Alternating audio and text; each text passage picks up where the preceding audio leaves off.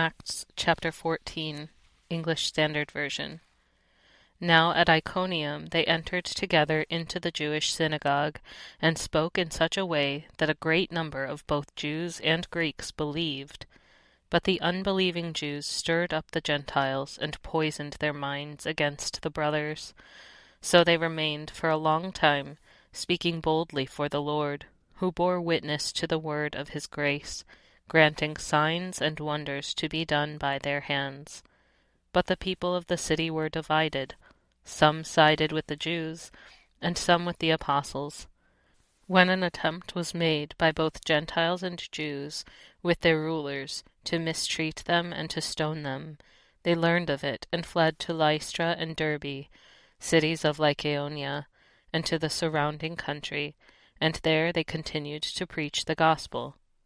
Now at Lystra there was a man sitting who could not use his feet. He was crippled from birth, and had never walked.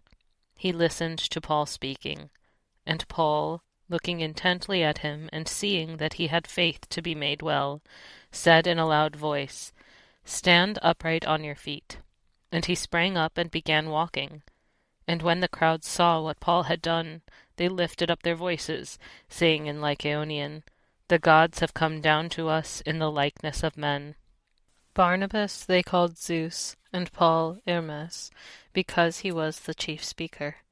And the priest of Zeus, whose temple was at the entrance to the city, brought oxen and garlands to the gates, and wanted to offer sacrifice with the crowds. But when the apostles Barnabas and Paul heard of it, they tore their garments and rushed out into the crowd, crying out, "Men, why are you doing these things? We also are men, of like nature with you, and we bring you good news, that you should turn from these vain things to a living God, who made the heaven and the earth and the sea and all that is in them. In past generations he allowed all the nations to walk in their own ways. Yet he did not leave himself without witness, for he did good by giving you rains from heaven and fruitful seasons, satisfying your hearts with food and gladness."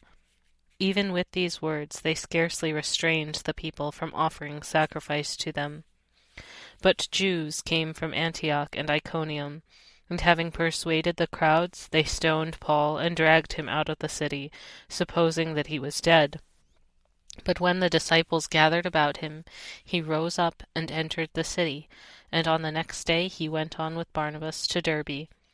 When they had preached the gospel to that city, and had made many disciples, they returned to Lystra and to Iconium and to Antioch, strengthening the souls of the disciples, encouraging them to continue in the faith, and saying that through many tribulations we must enter the kingdom of God. And when they had appointed elders for them in every church, with prayer and fasting they committed them to the Lord in whom they had believed.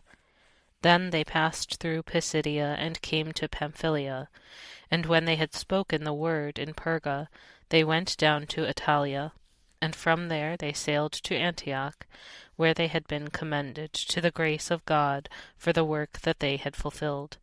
And when they arrived and gathered the church together, they declared all that God had done with them, and how he had opened a door of faith to the Gentiles, and they remained no little time with the disciples.